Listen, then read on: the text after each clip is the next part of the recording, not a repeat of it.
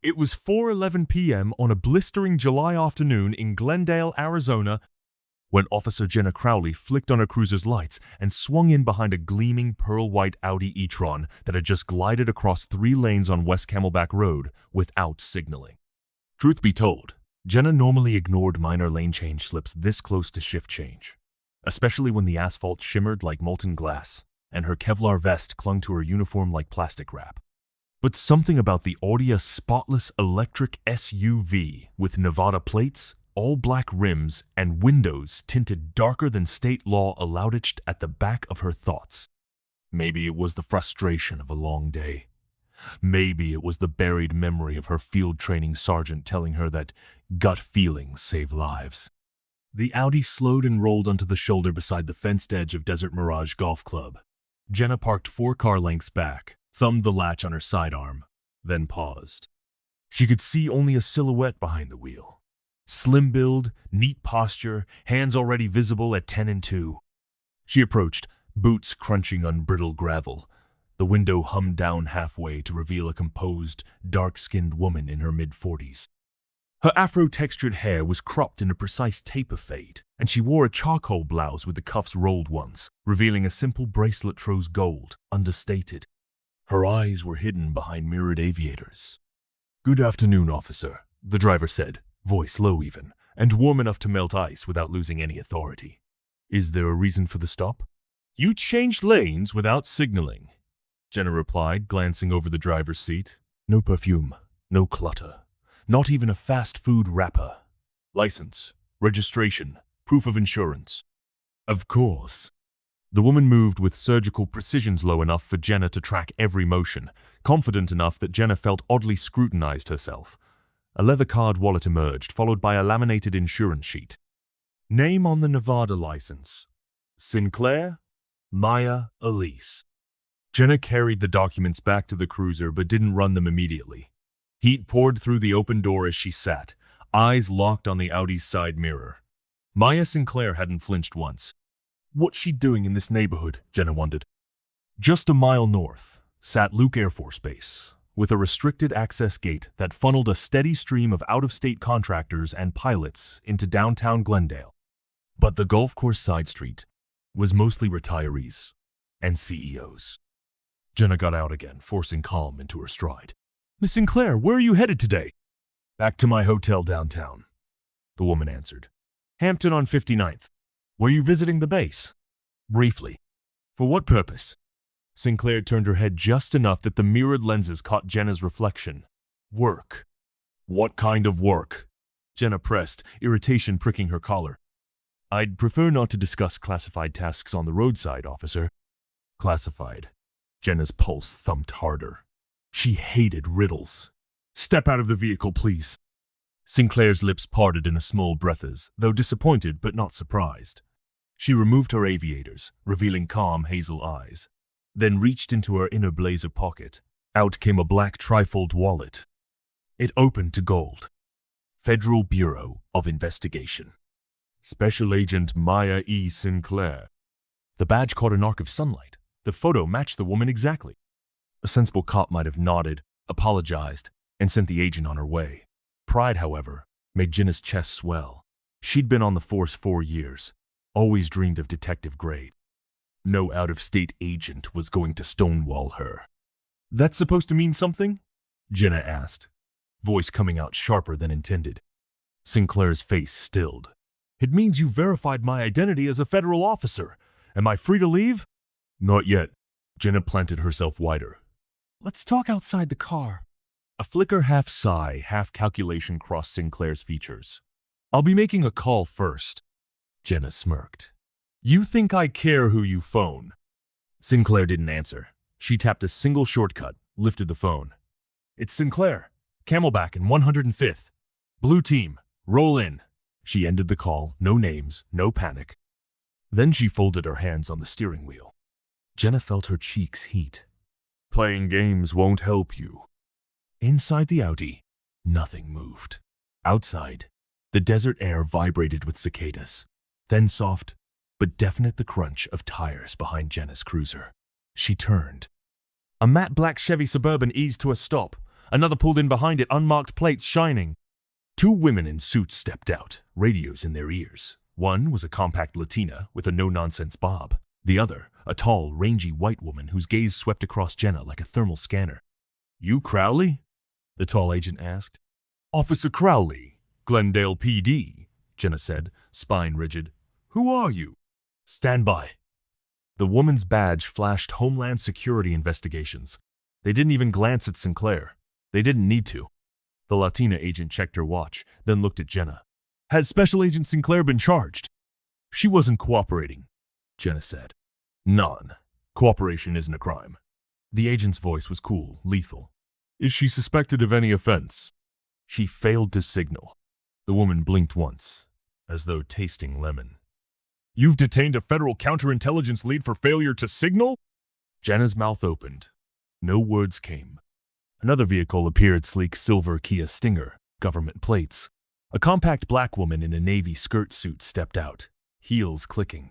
She strode straight to Jenna, ID raised. "Assistant U.S. Attorney Natalie Brewer," she declared. "Which officer initiated this stop?" "That would be me," Jenna whispered. Brewer's tone sliced air. "You're aware Agent Sinclair holds TS-SCI clearance and is liaising with NORAD on a multi-state infiltration probe?" The ground seemed to tilt. Jenna swallowed. "No, ma'am. Your body cam is on?" "Yes." "Excellent. Keep it running." Brewer pivoted to Sinclair, who now stepped from the Audi. The agent adjusted her blazer cuffs, calm as moonlight. "Agent Sinclair, are you unharmed?" Brewer asked. "I'm fine, thank you." Brewer turned back to Jenna. "You will remain on scene while Internal Affairs is notified. Administrative leave will begin immediately after debrief." Jenna's ears rang. She'd wanted excitement, just not like this. Please don't forget to subscribe, like, and drop your thoughts in the comments box. The tall HSI agent murmured into a handheld. "Copy. Director confirms level. 2 compromise averted. Standing down." Brewer faced Jenna again. "Do you understand the gravity, officer? If Agent Sinclair had activated her panic code, NORAD would have locked down 3 Phoenix area comms towers. You almost triggered a national security cascade over a blinker." Jenna felt the Colorado River of shame flood every vessel. "I was doing my job." Sinclair's voice cut through, gentle but surgical. "No, you were doing what you thought your uniform allowed. There's a difference." The sun kept baking the roadside, but Jenna felt cold. 2 hours later, Jenna sat on a plastic chair inside a cramped IA interview room at Glendale PD headquarters. Her badge lay in a brown envelope. Her Glock was locked in an evidence locker. Captain Darrell M. Salt and Pepper Beard, tired eyes watched her sign suspension papers. He tapped the file. "Jenna, every minute of that camera is already on its way to the city attorney, and Homeland's Office of Professional Responsibility wants a copy before dawn." Jenna stared at the table. "Cap, I didn't know who she was." "That's the point," Ames said quietly. "You don't know who anyone is at first glance. That's why we de-escalate." Her throat tightened. "She just seemed out of place." Ames sighed. "Out of place to whom?" Across town, in the dim interior of the Renaissance Hotel's executive lounge, Agent Maya Sinclair sat beside an untouched seltzer, scrolling deliberate fingers across news tickers. She wasn't surprised to find the first leak snippet already online, a grainy body cam capture of Jenna's smirk and the infamous line, "That's supposed to mean something." Maya exhaled through her nose. Viral inevitability was a force of nature now. She'd have preferred none of it. The real work didn't need publicity. Her phone buzzed. "Director MC Klosky," she answered. "Status?" The voice rasped. "Minor inconvenience. No assets exposed. Footage is gaining traction. I assume Intel will spin up community impact units." A pause. "We offered to release a joint statement. You declined?" Maya stared out at the purple dusk over Phoenix's skyline. "Sir, every minute I talk to a camera is a minute I'm not tracking Project Ember.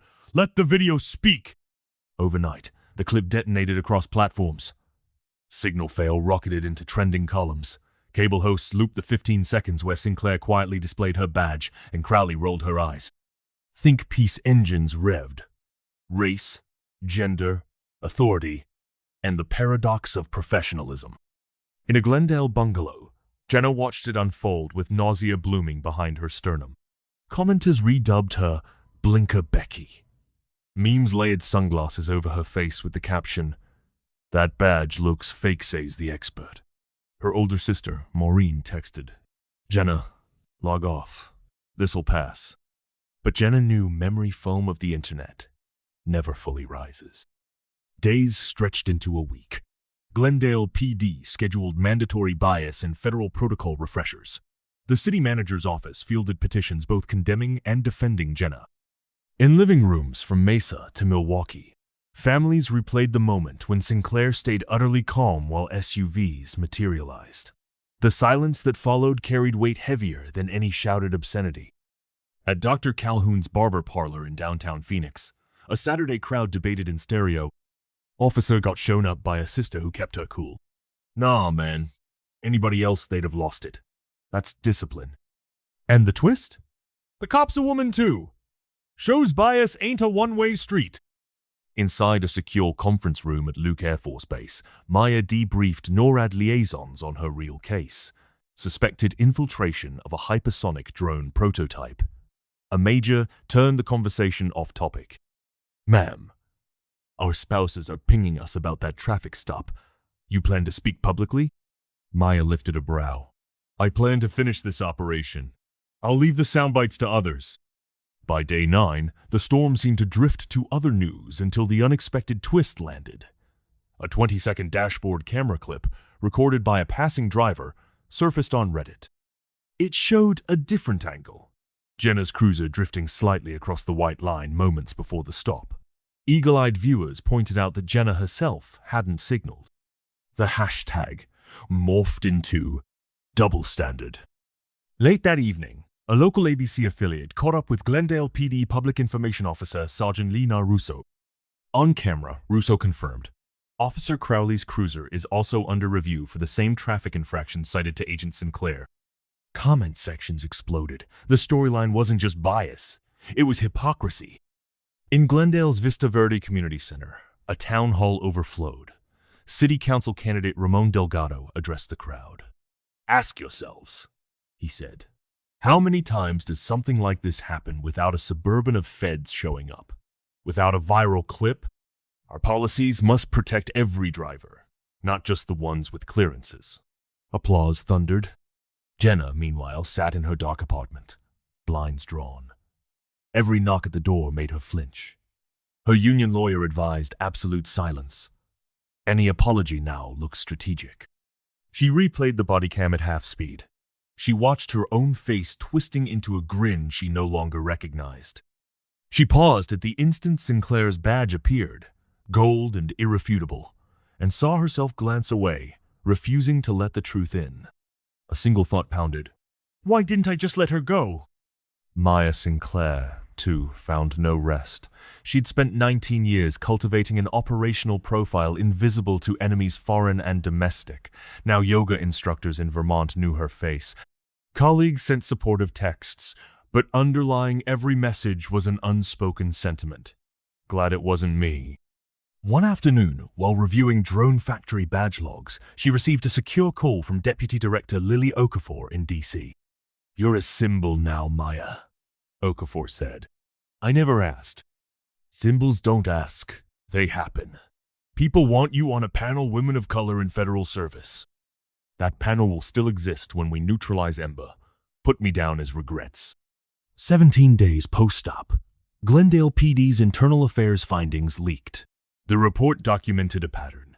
Of Jenna's last 60 discretionary stops, 49 involved drivers of color, despite demographic data suggesting they composed just 35% of traffic in her district. The leak reignited the firestorm. Phoenix radio host Brant, the Cactus Fuller, bellowed, "Folks, we have hard numbers now. You can't spin math." The police chief scheduled a press briefing. Mayor Hammond stood at his side, tie askew, voice tight. "Officer Crowley's conduct fails to meet departmental standards," he read, "and a termination recommendation has been forwarded to HR." Jenna watched from her sofa, numb. "Termination, not suspension. Final." Yeah, the universe wasn't finished with twists. On a humid Monday evening, Jenna now ex-Officer Crowley pushed a cart down the refrigerated aisle of Food for Less in Peoria, 20 minutes from Glendale, hoping distance equaled anonymity. Her cart held a sad quartet. Mac and cheese box, bottle of Merlot, pint of Rocky Road, bag of frozen broccoli she likely wouldn't eat. Turning a corner, she almost collided with a basket of organic produce. The woman holding it looked up hazel eyes. Maya Sinclair. Jenna froze, heartbeat ricocheting. Sinclair wore burgundy athletic leggings, a Rutgers t-shirt, and zero makeup. For a moment, neither spoke. The hum of fluorescent fixtures seemed too loud. Jenna finally drew breath. Agent Sinclair. Sinclair's gaze remained neutral. Ms. Crowley. Jenna fumbled. Her rehearsed apologies felt thin. I owe you. For what exactly? Sinclair's tone held no malice, just clinical curiosity. For disrespect, for acting like the badge made me right, for everything. Silence swelled. A distant wheeze from the dairy cooler filled it. Sinclair set a carton of oat milk into her basket. You understand it wasn't only me damaged, she said. Your department, your city, yourself. Jenna nodded hard. Shame burned behind her eyes. You planning to continue in law enforcement? Sinclair asked, surprising Jenna. I doubt anyone will hire me now. There are other ways to serve, Sinclair said. But whatever path, you'll remember this every time you face someone who doesn't fit your first picture. Jenna swallowed. I will. Sinclair's posture softened the merest fraction. She extended a hand nod in forgiveness, but in finality. Jenna shook it, pulse thrumming. Sinclair's grip was firm, brief. Do better, she murmured. Then she turned and walked away, basket rocking against her hip, leaving Jenna rooted among rows of freezer doors, reflecting her stunned face back at her. When Jenna stepped outside, desert twilight glowed violet over the parking lot. She exhaled, a long, quivering ribbon of air, and understood perhaps for the first time what accountability felt like when no camera forced it. 2 months later, an unexpected post appeared on LinkedIn. Maya E. Sinclair, it read, had accepted a detail as Deputy Director of Field Training at Quantico, tasked with redesigning the curriculum on local federal interactions. The post ended with a succinct line. Professionalism has no volume knob. It's either on or it isn't. Comments flooded in new agents, veteran marshals, even a few local officers from around the country. Thank you for the reminder. Your composure was a masterclass, following your lead. And buried among them, using a fresh account with a generic gray avatar, was a single reply. Lesson learned the hardest way. Grateful for the mirror, J.C. Though few would ever know, both women recognized those initials. Maya clicked the tiny heart icon beside the comment, then closed her laptop. Outside Quantico's dorms, cicadas buzzed in the humid Virginia dark, a different desert song, but one that still pulsed with life. Maya allowed herself a small smile. The viral moment would fade, tabloids would chase the next outrage, but the curriculum changes, the quiet conversations in precincts, and the personal reckonings, those might actually stick. Real power, she thought. Stepping into the night doesn't need to shout to be heard. She didn't look back.